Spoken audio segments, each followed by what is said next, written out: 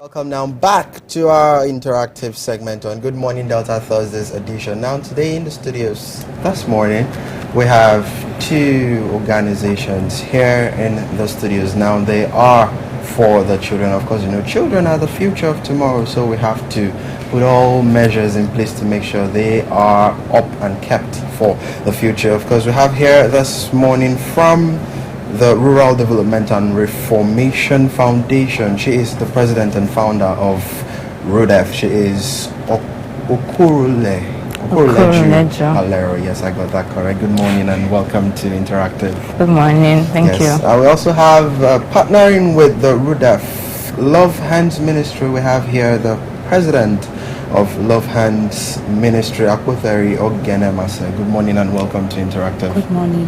And this morning, these two organizations are partnering together to bring to us a campaign called Education Cannot Wait campaign. The Education Cannot Wait campaign funded and being moved on by the RUDEF and Love Hands Ministry. Now let's hear more about that campaign from Alero here in the studios this morning. But first of all, let's know, Alero, what is the RUDEF all about? The Rural Development and Reformation Foundation. What is it all about? The Rural Development and Reformation Foundation is an organization that was set up because of a need in the society in the Niger Delta. That was our inspiration. Now, I am from the Niger Delta as she is, and having been around states in Nigeria, we have seen that every time we come back home, our state, Delta State, the Niger Delta area, is lacking in so many things. There are so many vices. In fact, there are people who won't come close to Delta State because of the problems here. So we decided, I personally had been working with other organizations prior to this time, and after a while I decided to come back home and set up RUDEF with a group of people to tend to the needs of my community. And I'm focused on rural communities because they are the ones that have less, view. People don't take their time to go to these places. I'm not really concerned, or rather, I'm not focusing on cities. There are lots of people doing work there. My concern for RUDEF is to reach out to those communities people do not want to go to, those people who do not have access to help, to the kind of information, the kind of solutions they need to their problems in the community. So what RUDEF does is, for every community we visit in rural areas, we seek knowledge from people, find out what they are into, what the problems are in that community. Then we set up programs specifically for them to bring a solution to their problem. Now, Rural Development and Reformation Foundation, when you say development, people first think you're talking about buildings and structures. But we believe in RUDEF that if you want to help people and develop them, you have to first prepare their minds. So what we do is we reform them through information, through sensitization. We bring knowledge to them so that when they can recognize opportunities, because their minds have been exposed, their minds have been developed. So when these opportunities come, they can recognize it, and in turn they develop their own communities. Because no matter how much you do for people, they don't realize what they can do with what you're giving them. It will be a waste of your time. So we're focusing on mind reformation through information and sensitization.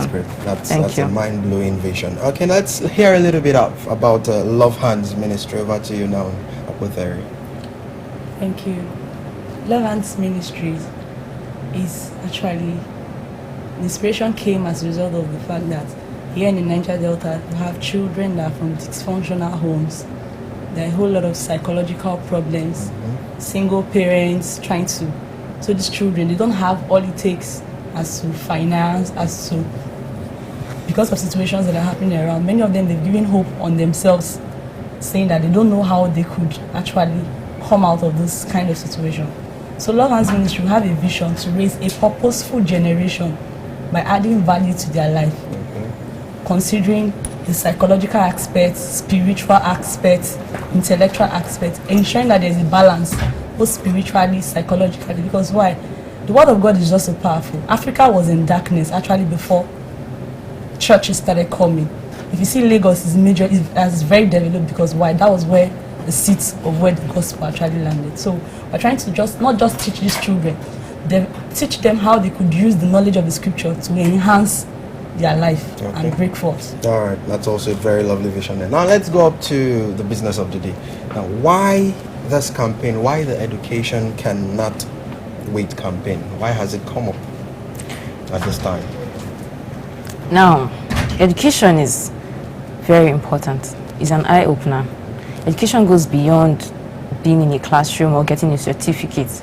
Bringing a teacher and a student to a classroom doesn't mean the person has gotten education. What takes you from darkness or from a place of lack and a place of poverty and a place of degradation to a place of, rest is education. It gives you a broader view of life. Now, right now, we notice that in rural communities, most of the able-bodied men, young men, they leave the rural areas and move to urban cities because they want to, get a better opportunity to improve their lives. And they leave behind women, children, the aged. These communities remain in this state year in, year out, and there's no development, there's no growth. And then you find that in these rural communities, the vices that, like poverty, illiteracy, prostitution, there are so many issues that these people in rural communities face because they are not exposed, they don't have information, they're not educated, and they place little value on education for their children because they, in the first place, were not properly educated, so they don't think it's important. They will focus more on how they can survive, feeding, or let these children work for me. Some of them go to the farms to help their mothers work, or they sell on the streets. We see them selling on the streets, child labor. It's not because they don't know that other children are in school. They just feel for now we should focus more on feeding. And for a state like Delta, Niger Delta, Nigeria as a whole, because this campaign is just starting here, it's going to go around Nigeria. Okay.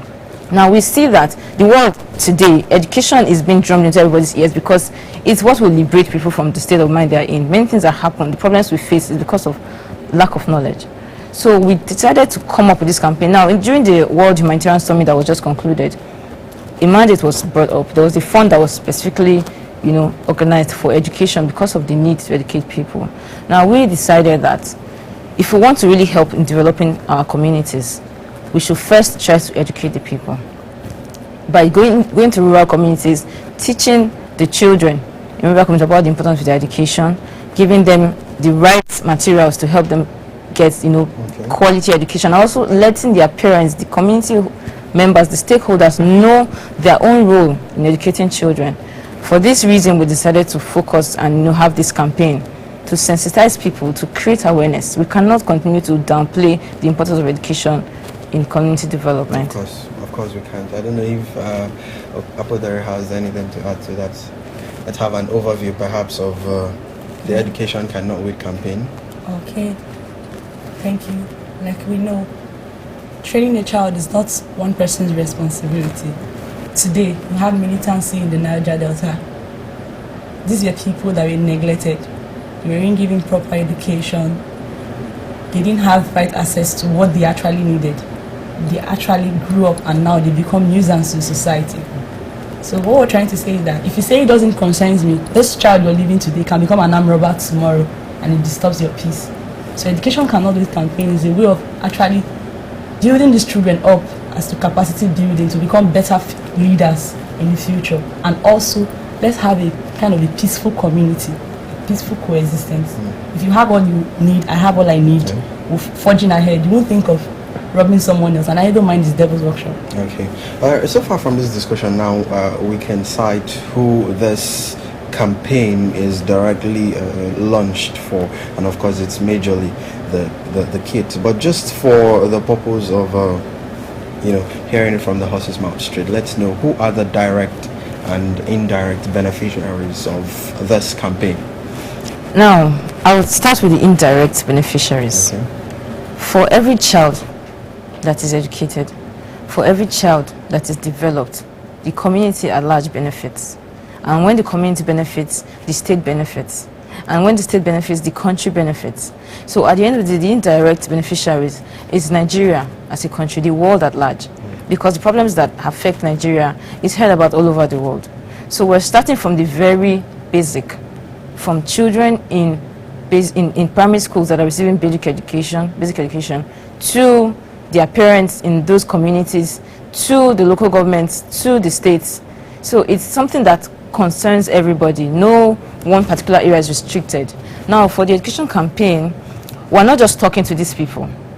In Nigeria, if you call people together and just tell them, all kinds of things, no matter how brilliant and how wonderful what you're saying is.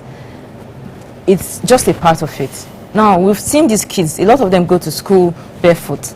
I have seen them. I know if you look around, if you pay attention, you will see them too. Some go to schools with tattered uniforms. They don't even have books to write. Pens. A pen is about 20 naira. I've met with kids who I've spoken to, and they don't even have pens to write in class. So they have to wait for someone else to copy notes, and then they borrow their pens and copy later. And these same children, when they get back home, the prescribed textbooks they're supposed to use to study, they don't have it. Their parents can't afford it. How do these children learn? So they listen in class, and that's the end of it. Education is supposed to be all round. So even after they get home, there are things they need to do. They need to study. These materials are not there. They don't, even when you see them looking, no socks, no school bags, they carry their books in their hands for those that have books. Or in the college paper bag. Yes, poly bags. So what we're trying to do is, apart from talking to them, we are sensitizing people, we're gathering materials. We have told people, a lot of people who have of average means, and even people who consider to be rich, in quotes, every new session, their children don't go back to school with the same shoes or the same bags that they used the previous term. They just dump them. After a while, they throw them away. So we're encouraging people to donate items, your school bags, books, and for those who cannot donate, school sandals, shoes, donate it to our organization, to this campaign, because when we go to these rural communities, we give these items to the kids who do not have them. And for those who cannot donate to us, who want to contribute financially to buy these materials, we're also looking into, in fact we'll talk about that later, but we're trying to get these materials together. So even as we talk to them, for those who need these things, to be a way of encouraging them. I remember a campaign I went to once in one rural community somewhere in Lagos. Okay, we were giving out pens. After we were giving out so many things, we were giving out pens, writing pens. These children were falling over themselves to get just one pen. I had to stop giving it out because I noticed if I continued, they would hurt themselves in the process. And there was this particular child that cried so much because she didn't get a pen. We had to make arrangements for her to get that. That's how important this is. Those little things, it brings smiles to their faces. It makes them happy. It gives them hope that someone else cares about them apart from their families. So this is something that we can do. It doesn't take anything. I can buy we spend a lot of money every day on reasonable things. A pack of pen or just a notebook that you give to a child from such places. It will change their lives more than you can even imagine. So that's what this is all about. Okay, and let's you don't mind me asking the strategies you have in place to knock off this campaign. Let's hear a little bit about it. Okay. When it comes to strategies, the main thing we've talked about, it's having this material brought together, having companies that are into production of school supplies, books. You have Aventis, there's Beak, there's a whole lot of companies around that produce this stuff. Partner with us to put a smile and restore hope to children. We have talked about parents actually recycling in a humanitarian way instead of dumping them. We've talked about a whole lot of all these things. When it comes to the how, it's in 3 tiers.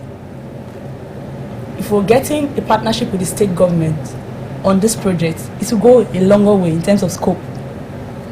So we've stated what we want to do. So actually, I'm using this opportunity to call on stakeholders in the community. Like we're here today, thanks to the king of the Jere Kingdom, that's king of JC Kingdom. He actually approved this project to be done in his locality. So for now, that's our takeoff. Okay. So when we have a local government chairman partnering, it's wider. When it comes to partnership, so many organizations, governments, they are shy, like running away from it. But one thing about it I've come to discover, you don't have to run away from it. Just giving a letter of recommendation, we could get people, stakeholders in the community, companies, firm, they will know you have our backing and what we're doing is legal. We're not doing it outside the recognition of the authorities that are actually involved. So the how is, we're getting this material, we have a day to sensitize the parents and stakeholders in the community. Then you have the grand distribution itself, where these items are given out to these children. And also, we'll talk to them about the importance of education and renew their mind, redirect their focus. You don't get an education to get a job. You get an education to create capacity for yourself, to develop yourself, so you can bring out what is inside of you. Okay, talking about partnership now, who are your partners and sponsors in this campaign, the Education Cannot Wait campaign? Now, we have several partners, but we want to first acknowledge the His Royal Majesty Otadafera I of Ijere Kingdom. He's a visionary man that has placed a lot of importance on education of children, development of his community, and he has given us his full support. That's why we're actually here today. We also have the managing director of Delta DRTV. He is also someone who places a lot of value on education, so he insists that to be part of what we're doing, because he sees that this is a way to develop our communities. We also have the producers of this show who saw the idea and said, wow, this is something we want to be connected with, and they have given us this audience. Yes. And we also have other partners. We have Youth for Greater Africa Initiative, who's partnering with us on the program. We have Maiden Consults. We have Phoenix and Heights. We also have several individuals who have given their support so far, and we have our volunteers who are willing to work with us on this program without any benefits to them as to material benefits. So we want to thank everybody, and our team members also who have made this possible. They are the ones that have brought us thus far, and we're looking forward to having more people, the local government chairman, the state governments, ministries, the Ministry of Education, everybody in the society that has one or two ways to contribute. And most especially, we want to thank the general manager, Mr. Tunde Omonude, for this great opportunity. In fact, from the moment we met with him, he has been all the way with us on this, and it's not every day you meet people like that in this society, and we're very grateful to him for this opportunity. All right, now I'm sure the GM has heard you. Now we'll move on straight to, let's have your last words. Time is very much fast spent. Let's have your final words to perhaps that child out there who is hopeless and still waiting for light at the end of the tunnel. Any last words out there to them? Okay, I want to say something before saying that. Okay. For partnership, every Nigerian should be, if they don't know, there's something consciousness does to someone, and responsibility makes us responsible. Every Nigerian should partner on this, because everyone has a stake. Your peace, your security is something that is of utmost importance. Okay. And for the young ones out there, your number one inspiration should be yourself. The life that we live is inside out. But if you actually want to live from outside, you have a whole lot of vices, a whole lot of challenges in the society. So you should draw your inspiration from inside. Those dreams you've had in the secret place, hold on to them. And I want to say something else. The place of mentoring is very important. I want children to look out to people that are doing well. It could be in the educational sector, it could be in religious, to actually guide them. You should be responsible to someone. All right. Thank you very much for your time on Interactive this morning. We have been with the president of and founder of RUDEF, the RUDEF being the Rural Development and Reformation Foundation. She is Alero Okoroleju. And of course, we've also been with the president of Love Hands Ministries, Apotheri. Again, I must say thank you very much, ladies, for your time on Interactive this morning. Thank you so much. Good morning, Delta Thursday edition continues right after this break with Ekanka and you. Stay tuned, we'll be right back.